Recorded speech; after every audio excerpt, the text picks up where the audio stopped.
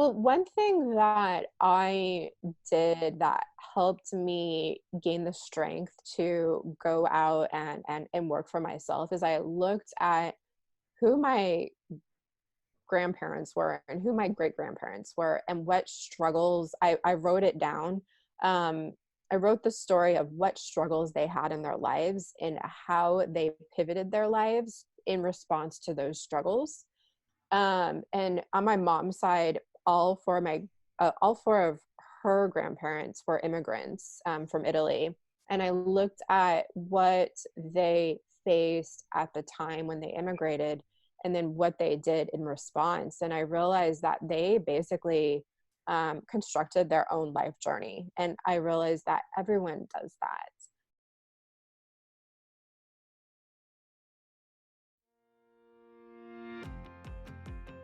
Hi there, this is Sarah Kuhn. If you are an INFJ or in a relationship with an INFJ or related to an INFJ in any way, and you want to figure out how they operate, what makes them tick, and how to communicate with them better, this is the show for you. It's called The Quiet Ones. This is a show that deconstructs INFJs, what they are, how they think, how they feel, how they operate, and how they relate to people with other personality types. Whether you have just found out that you're an INFJ or have known for a number of years, there is something for everyone. You will learn more about your personality type so that you understand who you are and understand how you operate in the workplace, in relationships, in your family, and with friends. I want you to walk away from every episode feeling like you have a place of belonging, feeling like you are no longer alone, feeling like you have a place to be heard and seen and understood as you really are. This is a place to connect with other INFJs, to learn and grow and really thrive. I want to give you inspiration and real life strategies that are going to help you figure out how to live your best life every single day.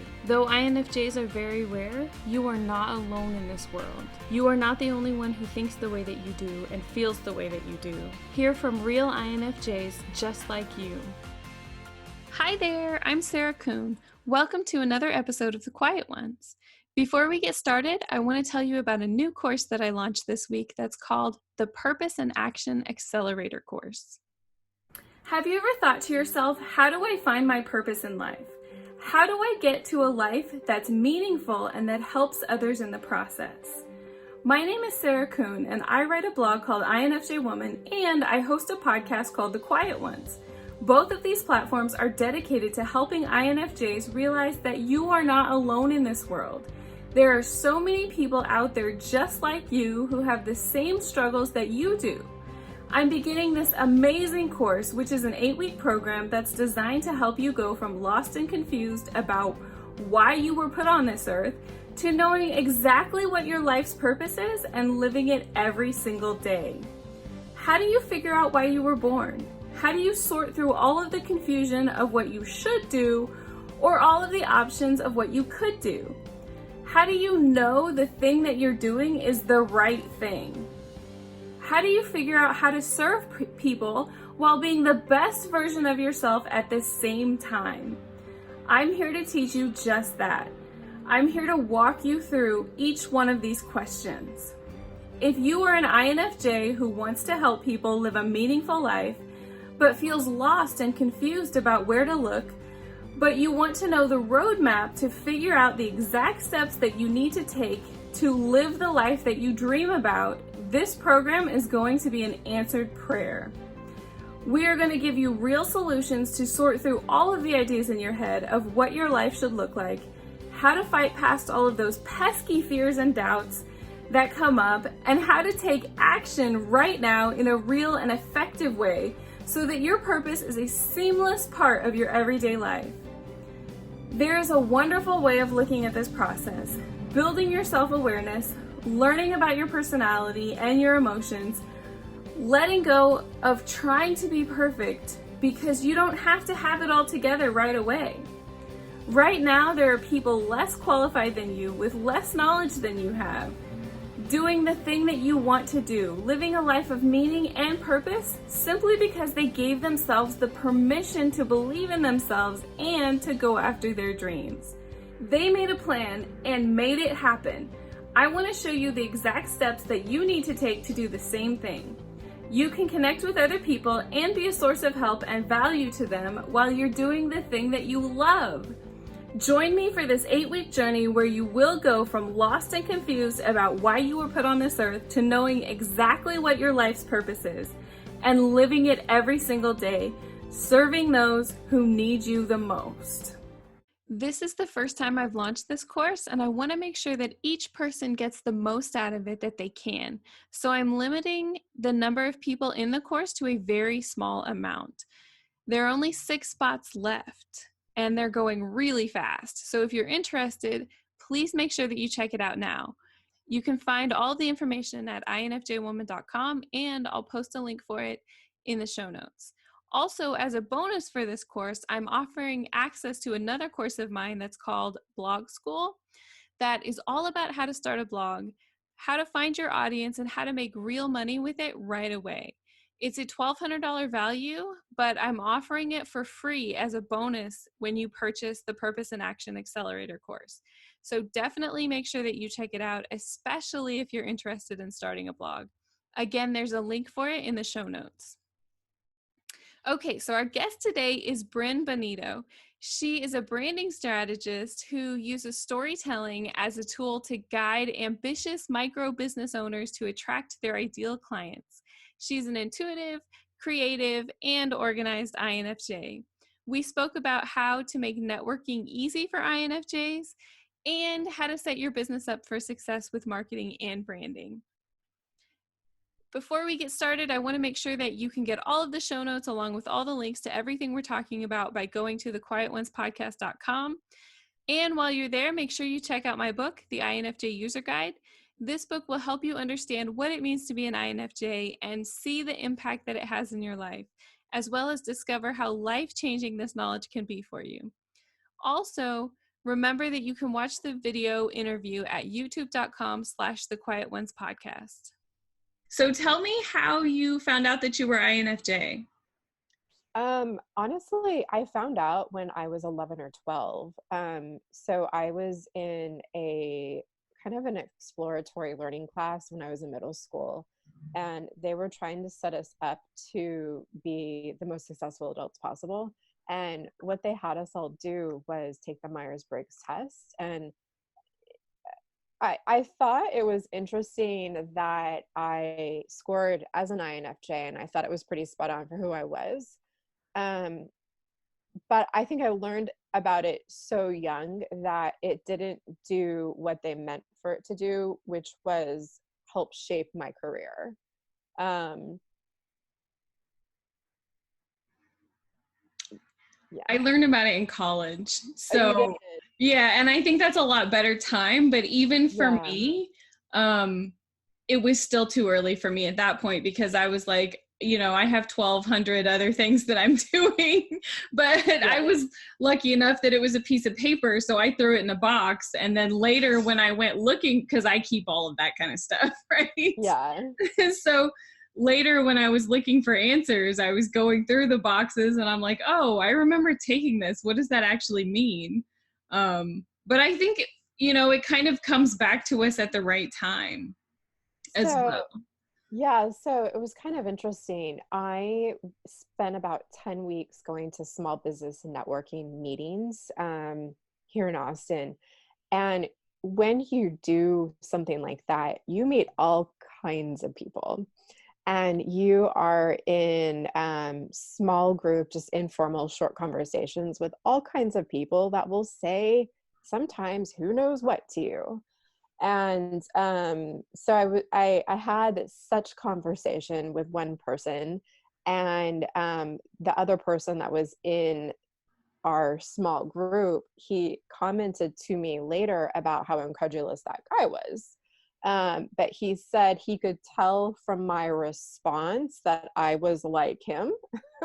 And he was actually an INFP. But he started telling me about how it's important to know what your personality is. And he suggested that I take the Myers-Briggs test. And this was just a couple months ago. And he said, it's so important to know who you are so you could know how to pitch your business and how to interact with with people and how to get prepared to interacting with different kinds of people. And I thought that was such good advice, and it was so kind of him to have reached out to me after that awkward conversation that happened with someone who wasn't like us. And so that made me do more digging into what my personality type was and how I can leverage that for my business and branding myself. But also I realized I'd already been doing a lot of the things that I should have been doing to make it work for me.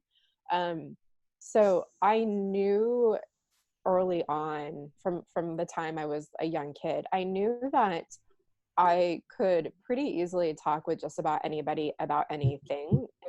And I wasn't shy talking to people interpersonally, but also I knew that getting up and giving presentations in front of a group of people was something that really made me nervous. And I couldn't really intellectualize why.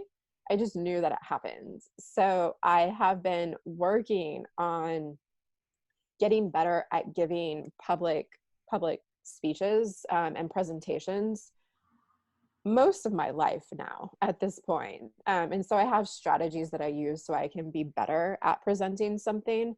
But even though I've been working at it most of my life, I still have to work at it. And I think it's because that's just part of my personality. I am naturally introverted. And so that's just how it goes. And that's part of being an INFJ, I Yeah. think. Yeah, for sure. It's definitely difficult for me to get up in front of people and speak. I have to be very prepared, and I'm even rehearsing in my head what I'm going to say beforehand. Yeah, it's definitely a challenge.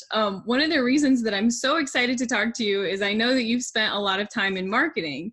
And of all the INFJs that I've met, which have been quite a few through my podcast, I haven't met a lot that are in marketing. And when you read all of the information out there about what INFJs should do for a living, most of them don't say marketing.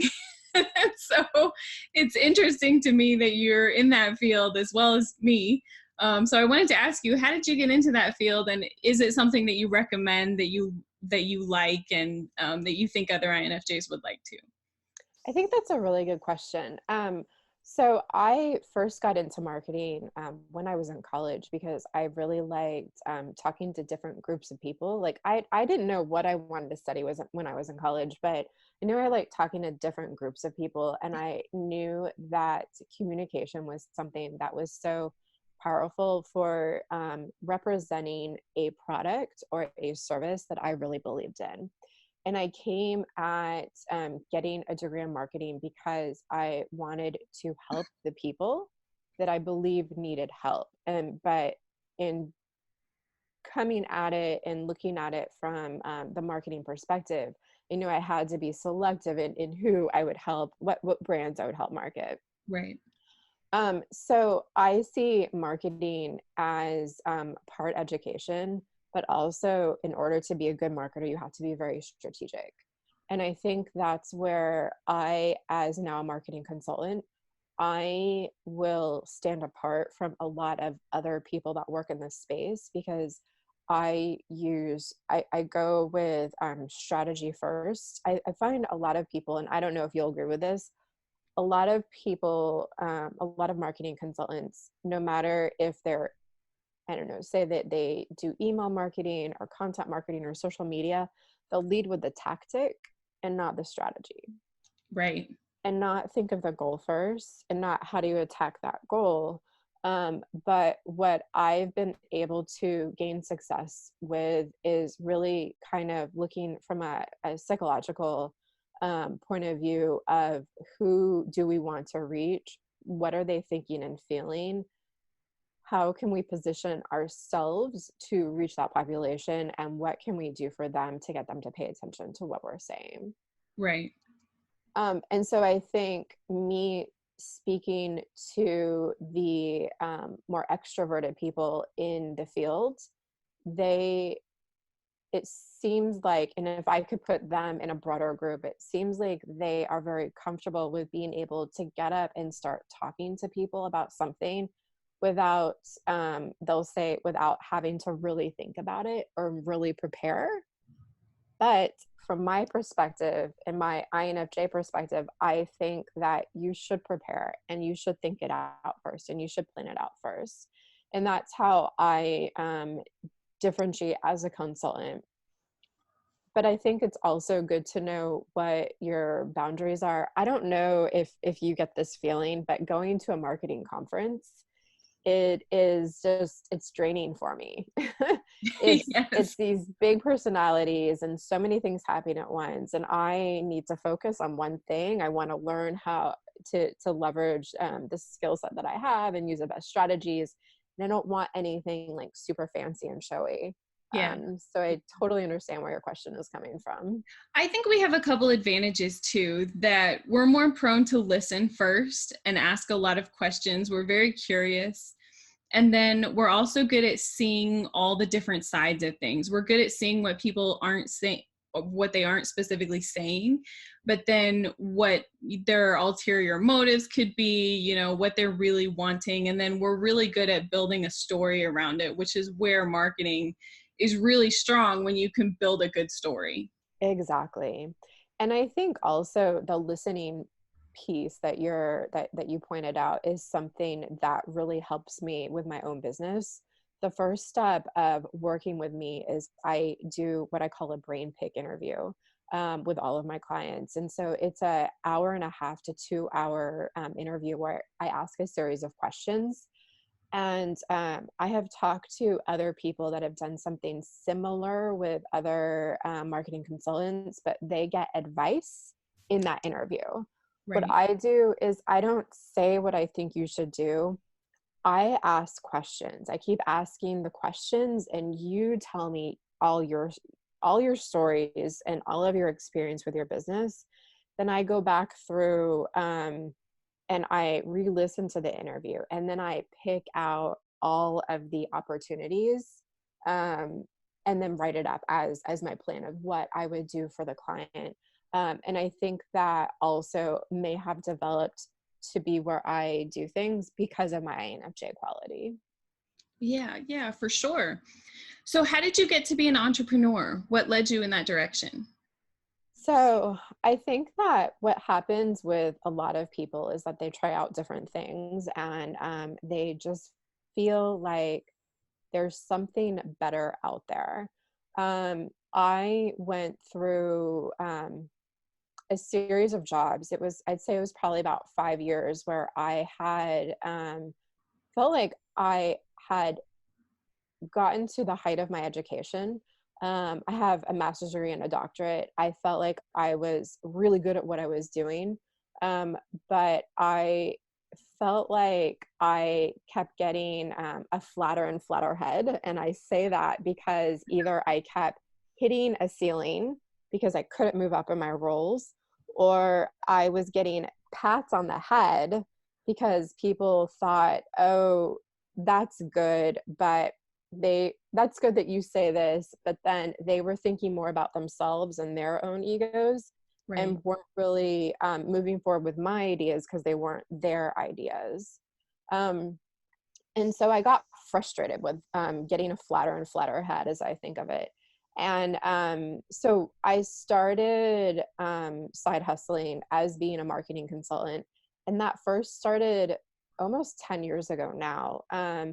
I started helping small businesses where I thought they could need my help, or they could use my help. And so I wasn't always working as a marketing consultant in addition to having my salary job, but I did for the better part of 8 years. Um, and I realized that at certain points I was having back-to-back clients and back-to-back projects in my side hustle, that I got to the point where I just realized that I was so unhappy with my salary positions, and I had been unhappy for years, and I felt like I had the potential to do so much more. And so I figured if I was getting the work as a side hustling marketing consultant, then I could probably find the work as a full-time marketing consultant. So I made the leap about 6 months ago. And so that's what I've been working in full time for the past 6 months. I think a lot of times we get stuck in salaried jobs because we feel like that's what we're supposed to do. Like that's what everybody does. And so that's what you're supposed to do. And for me, I never saw myself as an entrepreneur until like last year. So it was a whole new feeling and a whole new, like, I can be my own boss. I can actually do this. I don't have to worry about going to this job that I hate every single day and working for a company whose values I don't agree with, and going in a direction that my boss sets, and they don't listen to me, but I have to do what they say anyway. Yeah. Well, one thing that I did that helped me gain the strength to go out and work for myself is I looked at who my grandparents were and who my great grandparents were and what struggles I wrote it down. I wrote the story of what struggles they had in their lives and how they pivoted their lives in response to those struggles. And on my mom's side, all four of her grandparents were immigrants from Italy. And I looked at what they faced at the time when they immigrated and then what they did in response. And I realized that they basically constructed their own life journey. And I realized that everyone does that. I was able to get that lesson from my great grandparents because I didn't know them, but I could see the stages in their lives and what they did to pivot when they faced certain challenges. And there was a lot of entrepreneurial actions there.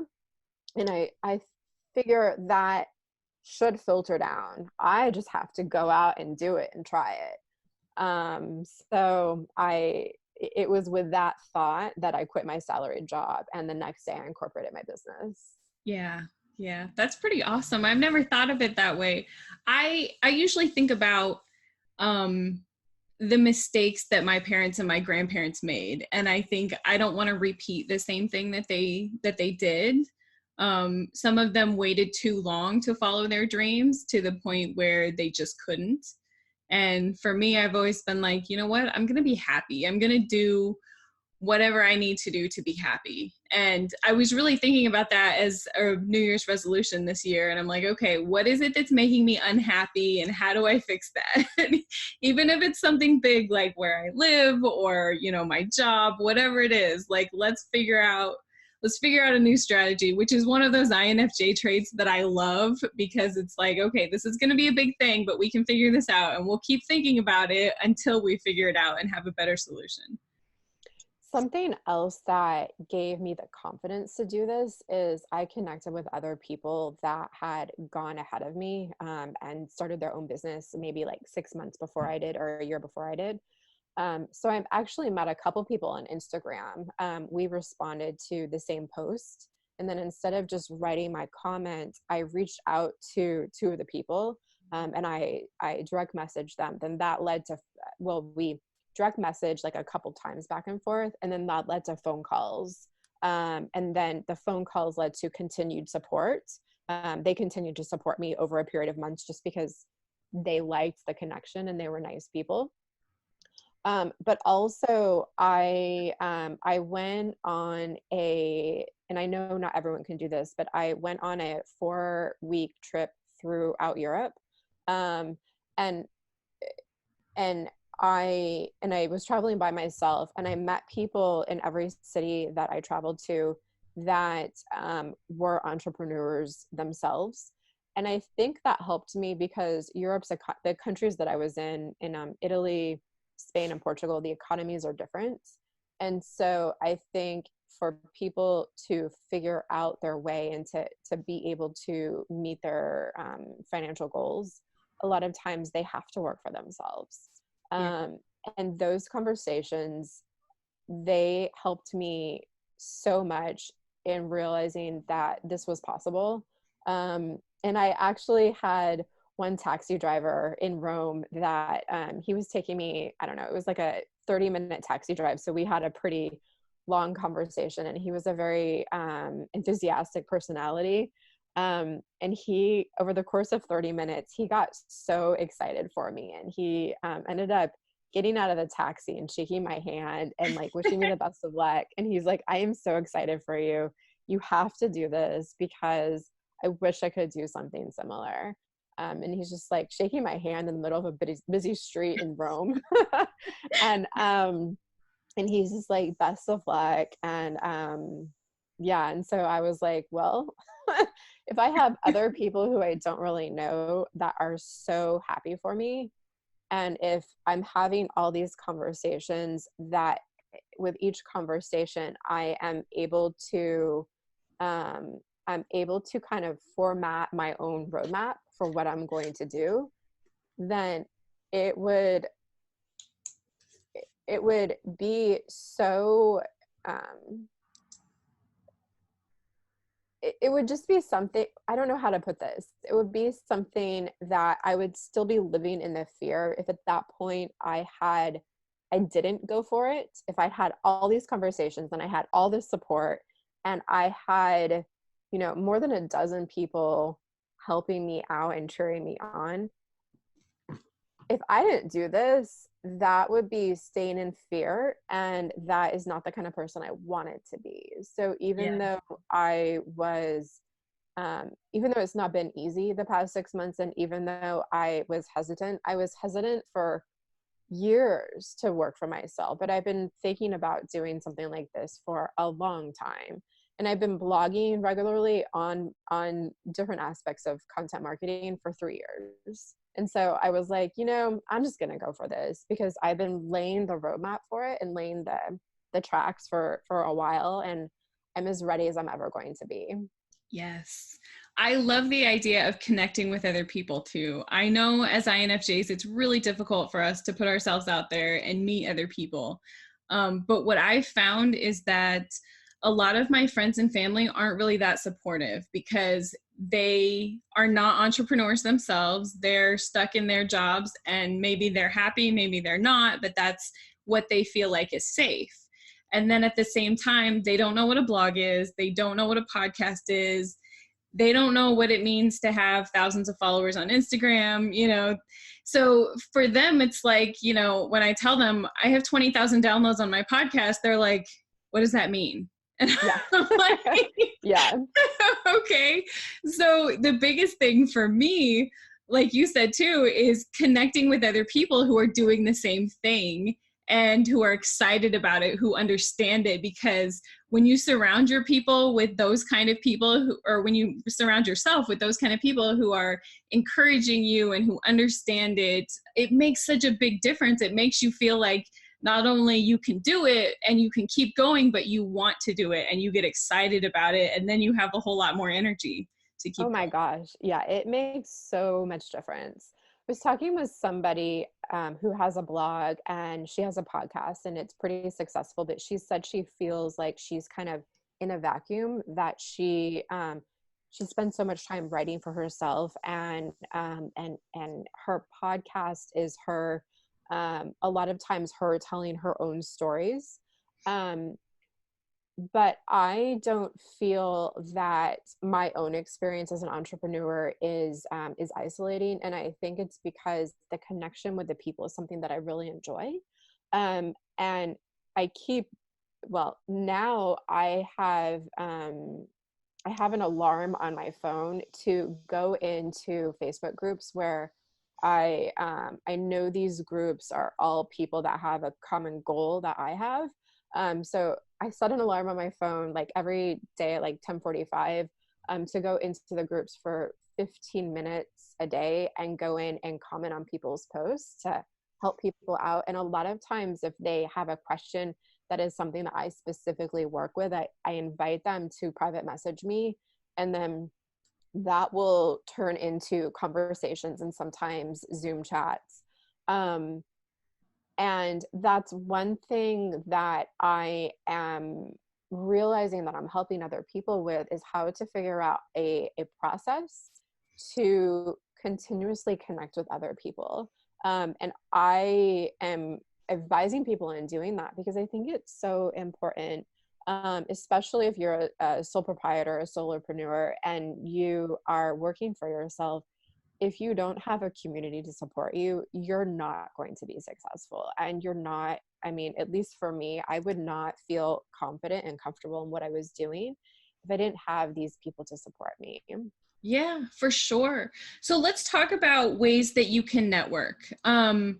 A lot of people, when you say networking, they think about going to some kind of, I think about like the Chamber of Commerce or something like that, where you're in person and you're talking to people, and you're probably going to have to stand up front and, you know, talk about your business. And to me, that sounds like the most terrifying thing in the whole entire world. And in the little over a year that I've had my business, I've never done that. In fact, I don't think I have done any in-person networking. So especially for INFJs, what kind of strategies do you have for networking, especially for somebody who's just starting out? Like, where would you go to connect with people, and how would you do that? So I actually wrote a blog post a couple weeks ago called Networking Sucks, Do This Instead. And I wrote that because I did spend 10 weeks going to small business networking groups, as I alluded to earlier. And it didn't work for me. I spent a lot of time preparing my pitch. I had an awesome pitch. I had awesome business cards. People would come up to me after the pitching sessions. And some people would come up to me specifically because they liked my business cards, or they said I did a really good pitch. But I think I don't know what it was exactly that I didn't get many email subscribers, and I definitely didn't get any clients from that.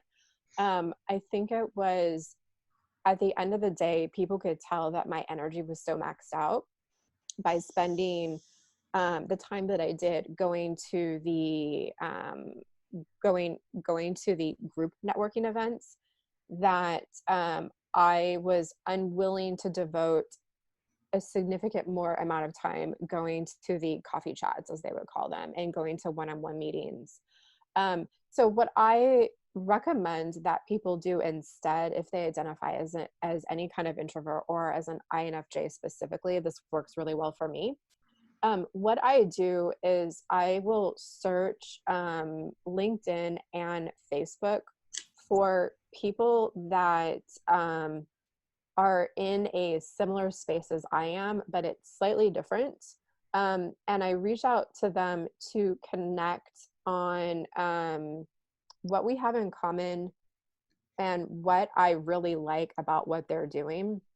So on that blog post that I referenced, Networking Sucks, Do This Instead, I talk about how to leverage LinkedIn to do this. So what I recommend for LinkedIn is that you search for people in your industry by using the search bar that LinkedIn has.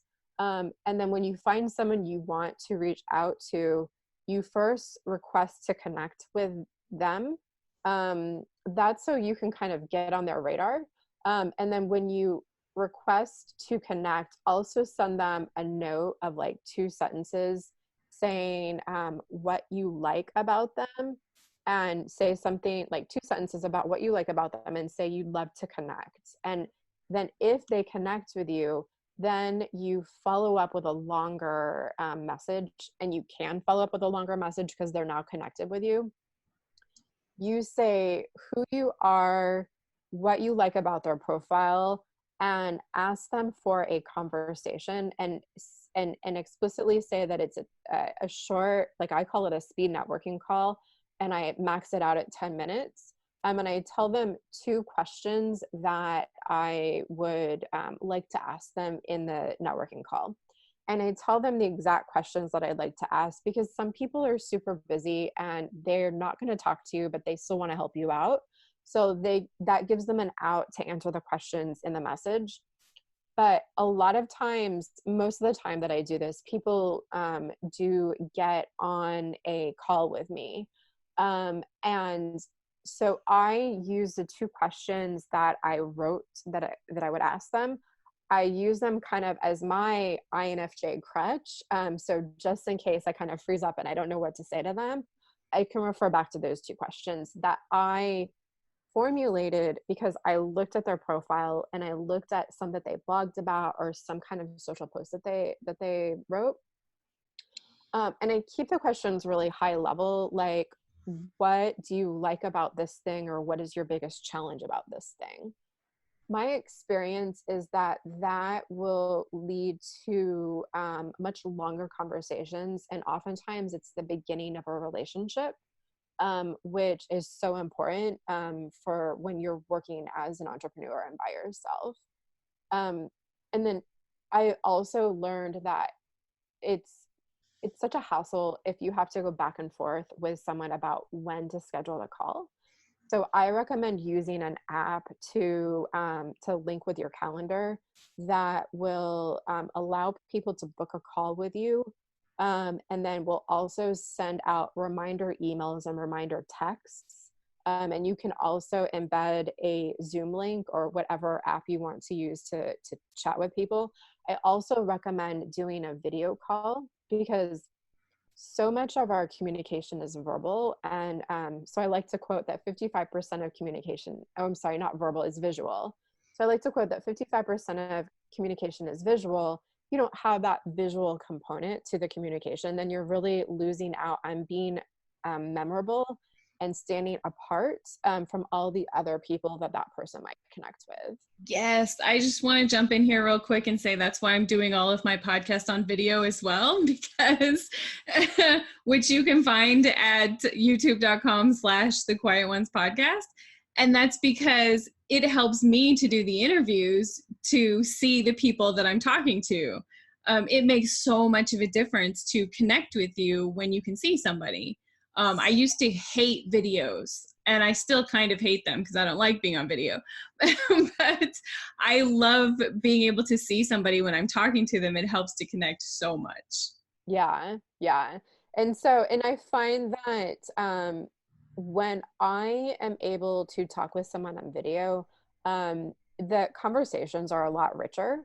And then I, being a visual person, I will think back to my chat with that person. I'll envision their face or their gestures when they're talking to me in my head. And so that makes it more likely that I'll follow up with them as well.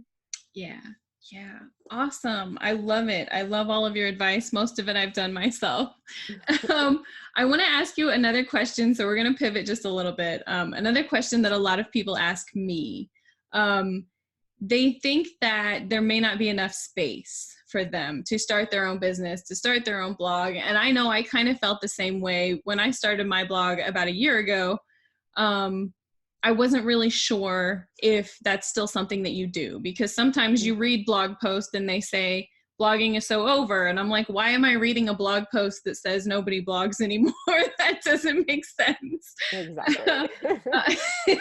So what are your thoughts on that? Do you think there's still enough space for people who want to blog or who want to start their own business?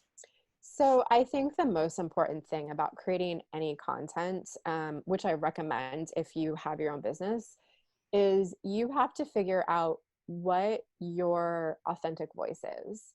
And in order to figure that out, you have to get out there and do it. So whatever you're recommending that people do, don't just research it. Go do it. Do it for yourself and do it for other people. If you need to, start a sandbox project and see how the strategies that you're recommending, how they work out. I think that each person, once they find their authentic voice, it's going to be distinct, and they are going to connect with a population that really likes how they sound. When you first start out, you don't know exactly what your authentic voice is.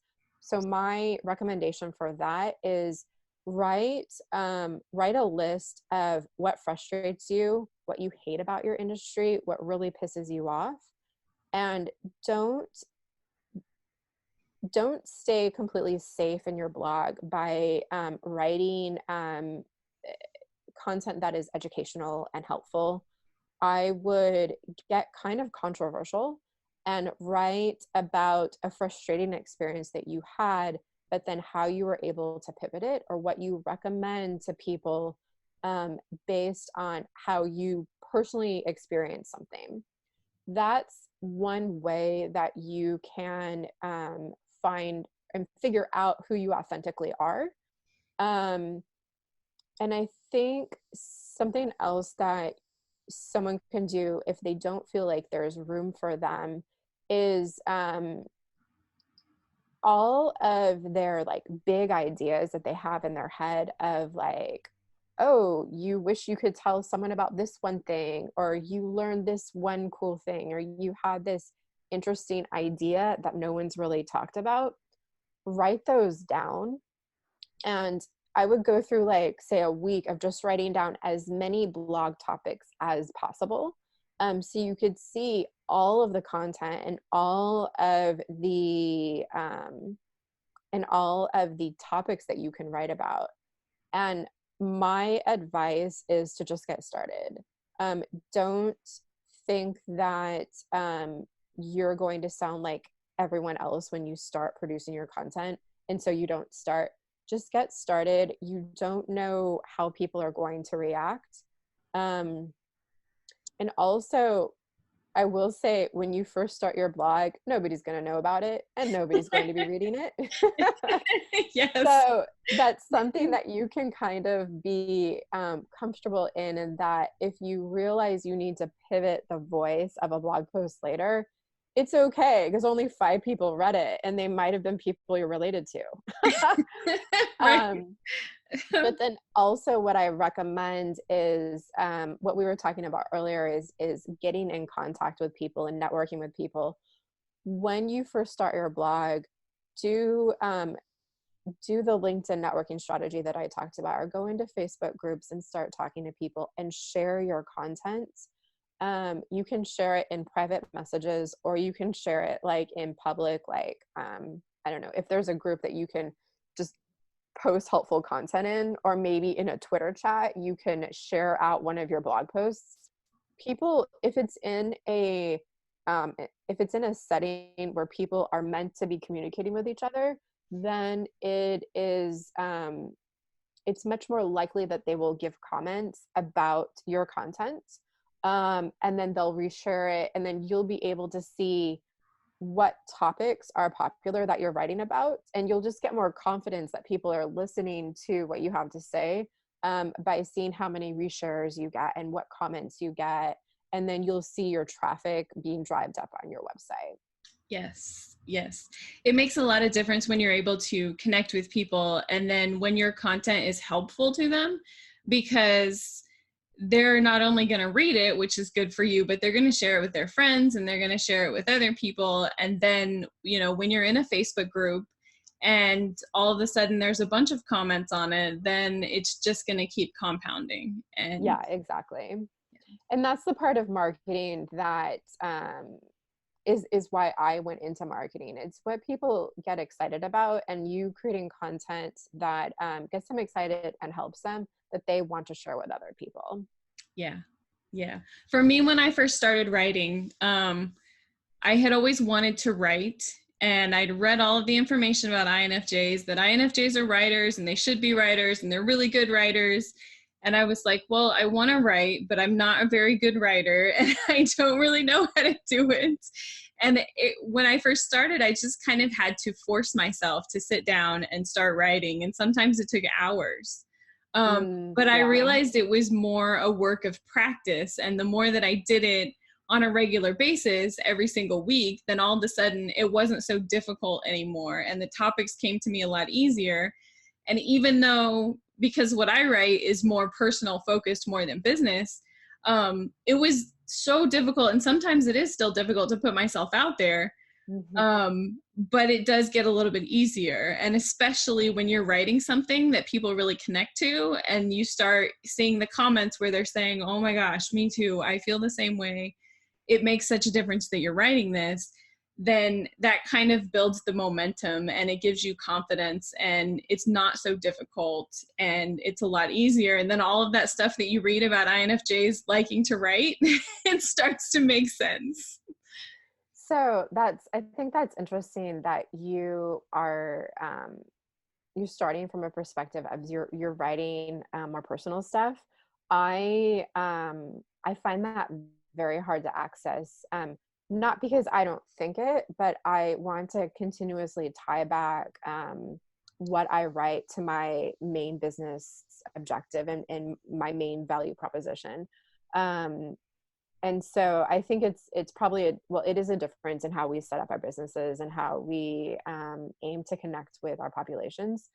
So I like writing, but I didn't, and it was something that I had a lot of experience in what I'd studied, but I didn't study journalism or I didn't study creative writing.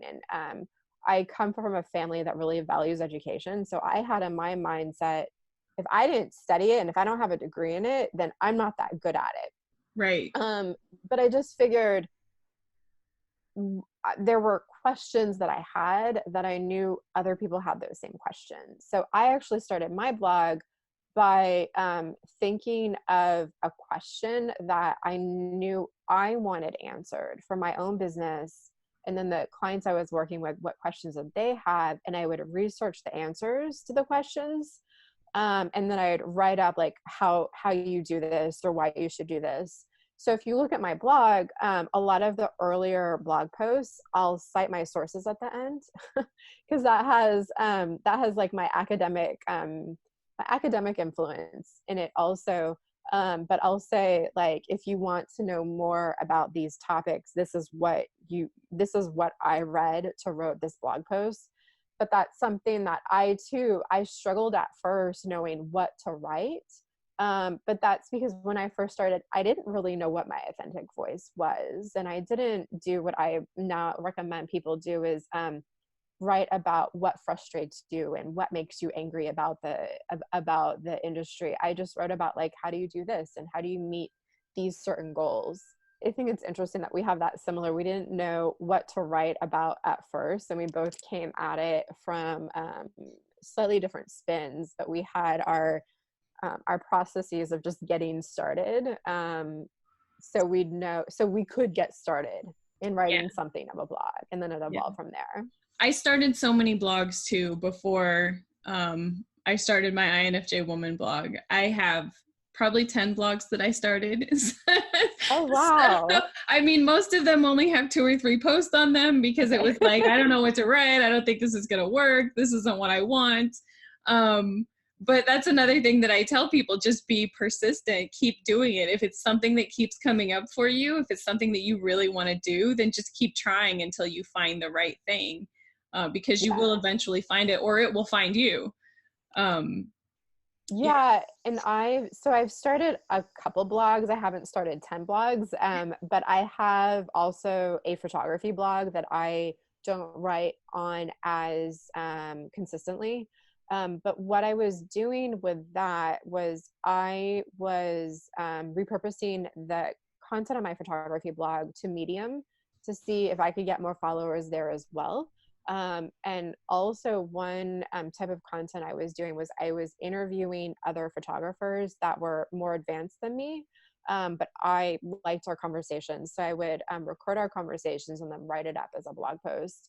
And this one interview, it got like several hundred shares on Medium, and I didn't even do anything for it. I think Medium pushed it out, and this was a couple years ago, so I don't know if the algorithm has changed since then, but all of a sudden I was like super popular on Medium, and I didn't really do anything different for it. So yeah, I think what you should do if you're hesitant in getting started is just try something and go with something that you're interested in and share it with people, and they will tell you if they like it or not. Yes, for sure. So tell us just a little bit more about your business and then where we can find you as well. So my business is, I'm focusing on the storytelling branding aspects of helping boutique service businesses get in touch with their ideal clients. And so like I mentioned earlier, is all of my clients start with a brain pick interview. And from there, I write up recommendations of what I would do if I were to work with them. And if they want to continue to work with me, I give them a package deal. that I'll build the system for them, and I call that a digital boost. And people can learn more about what I do at brynelizabeth.co. All right, that's all we have for today. Just one more reminder that you can find all of the links for everything that we spoke about at thequietonespodcast.com. And please check out the video interviews at youtube.com/thequietonespodcast. Thank you for listening and or watching, and we'll see you again next week.